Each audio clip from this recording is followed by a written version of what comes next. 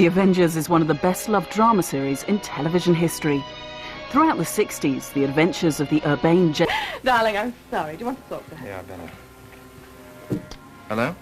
Oh, hello, Mrs. Simpson. You think you know the Avengers, the bowler hat, the umbrella, Emma Peel in a leather cat suit doing things to a room full of armed men that the camera could barely keep up with. The producers got away with the outfit just, but the next scene was too much, and it was heavily cut.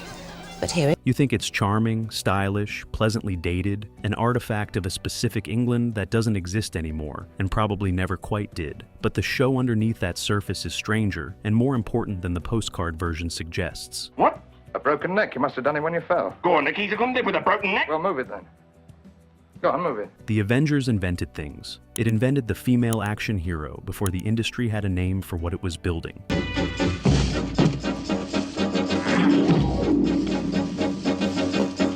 It invented British cool and exported it to America as though it were fact. It survived cast changes that should have killed it, institutional destruction that erased its own early history, and a production culture that treated its most important asset as replaceable right up until the moment she left and proved otherwise. 12 facts. 1 bowler hat. The real story of the most influential British television series ever made starts right now. 12. The show began as someone else's story. Before John Steed owned the show, before the bowler hat and the umbrella and the Savile Row suits became the visual shorthand for a particular brand of English danger, there was a doctor. Dr. David Keel, a man whose fiancée had been murdered, who had pulled himself into a private war against the people responsible, and who had picked up a government contact named Steed somewhere along the way as a useful if unreliable ally. The significance of that uniform doesn't escape me, but I say to prance it on a man in his pajamas...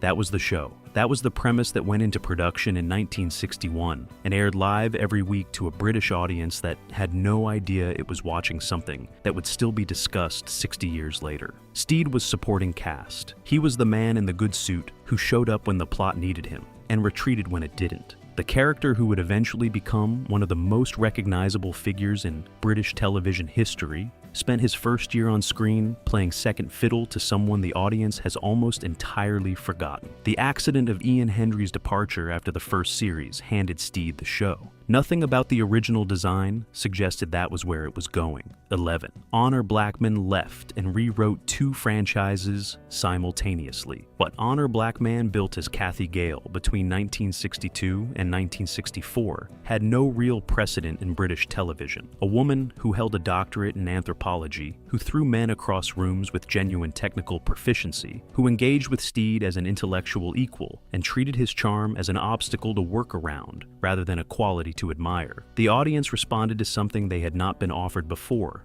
and could not quite name. You see, I'm not going to be pussyfooting along those sun-soaked shores. I'm going to be lying on them. Then Blackman left. She walked directly into Goldfinger, into the role of Pussy Galore, and carried the template she had constructed in a British television studio into the most commercially visible film franchise on the planet. What changed was not just her career, what changed was what a Bond girl was understood to be capable of. The producers of Goldfinger had watched what Blackman did on the Avengers, and they cast her specifically because of it. The competence, the physical authority, the refusal to perform helplessness, all of it crossed over. Kathy Gale made Pussy Galore possible. The Avengers rewrote Bond before Bond knew it was being rewritten. 10. Emma Peel almost didn't exist. When Blackman left, the production entered a casting process that the official histories have consistently made sound more orderly than it was. The search for her replacement was extended, genuinely difficult, and marked by a series of considerations and near misses that reflected how poorly anyone understood what they were actually looking for. They knew what Kathy Gale had done for the show. They did not fully understand why she had done it, or what specific combination of qualities had produced the result. Diana Rigg was not the first name on the list. She was not the second. She came to the role through a process that had already exhausted several other directions and had not found what it needed. What happened after she was cast was that the character of Emma Peel was substantially reconceived around what Rigg brought to the room. Her wit, her timing, her specific quality of treating every situation as slightly beneath her full attention. Sit down, you'll feel better. I didn't imagine it. He was there.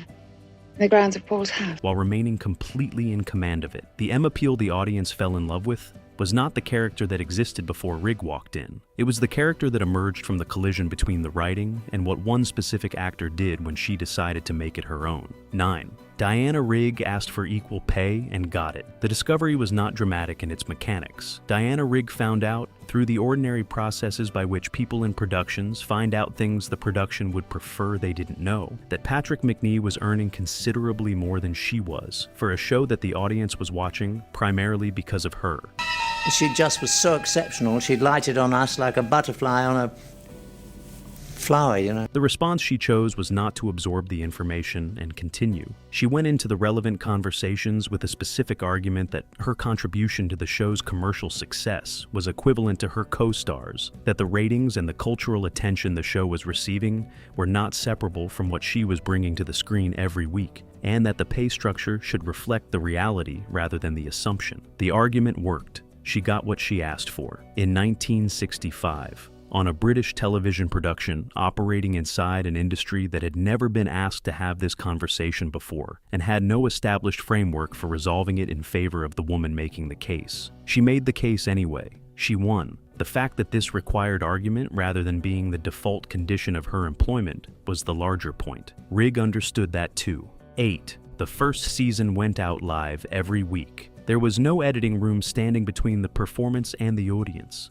No ability to go back and correct the line that was delivered wrong, the mark that was missed, the technical failure that happened in full view of the camera during a scene with no recovery position available. Every episode of the first series of The Avengers was broadcast live, performed in sequence, transmitted in real time, received by the audience exactly as it happened in the studio on that specific evening. The demands this placed on everyone involved were not theoretical. Live television drama at that level required a quality of preparation and a capacity for real-time problem solving that recorded television never asks for, because recorded television always has the option of doing it again. The Avengers didn't have that option for its entire first year. The cast learned their lines with the understanding that there was no safety net beneath the performance. The technical crew ran the studio with the knowledge that whatever happened would happen once in front of the audience, with no correction available afterward. 7. The early episodes were deliberately destroyed. The BBC wiped them. Not by accident, not through neglect or improper storage or the ordinary entropy that claims old recordings over time deliberately as standard institutional practice, because the corporation's archiving policy in the 1960s and into the 1970s treated broadcast material as having no value beyond its original transmission. The tapes were expensive, the storage was limited. The decision to erase and reuse was systematic and applied without particular discrimination to material that would later be understood as irreplaceable. The entire first series of The Avengers is gone.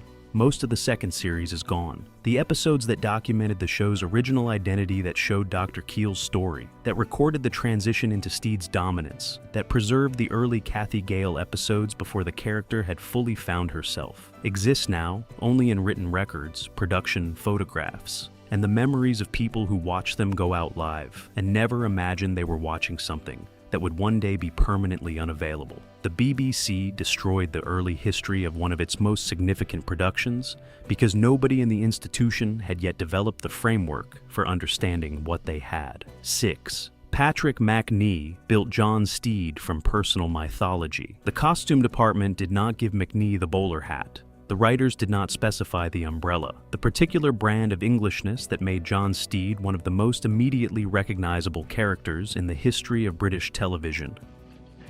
Not only are we going to be late for this party, but the ambassador is going to take it as a personal affront. The studied eccentricity, the weaponized politeness, the sense of a man who had decided that style was the most effective available disguise for genuine danger came from Patrick Macnee himself. In all ways, actually, Patrick was very well cast. Assembled from a personal relationship with the specific idea of England that he had been constructing since before he was an actor. He understood something that the production hadn't fully articulated. that Steed needed to be a walking argument for a version of Englishness that was too self-aware to be taken entirely seriously and too competent to be dismissed. The hat and the umbrella were not accessories. They were the character's entire operating philosophy, made visible by a man who had decided that the most threatening thing he could present to the world was perfect manners and a well-cut suit. Everything Macnee built into that performance, he built himself, from materials the production never asked him to assemble. 5. The Avengers opened America to British television. Before the Avengers crossed the Atlantic, the American network television market was not a destination that British dramatic productions could reasonably aim for. The transatlantic sale was not a standard part of the commercial calculation for British drama. It was not something the industry had a template for, because it had not happened in any meaningful way before.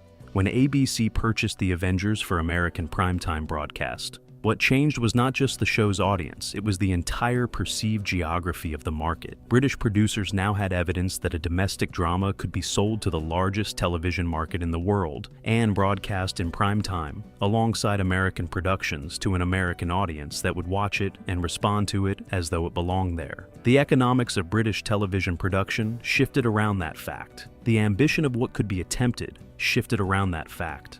Every British drama that has crossed the Atlantic in the 60 years since every co-production, every American remake, every streaming acquisition sits downstream of the deal that the Avengers made possible. 4. Tara King's season was undermined from the start. When Diana Rigg left and Linda Thorson was cast as her replacement, the production made a series of decisions in quick succession that revealed, more clearly than any official statement could have, Immaculate Avenger was introducing his new TV teammate.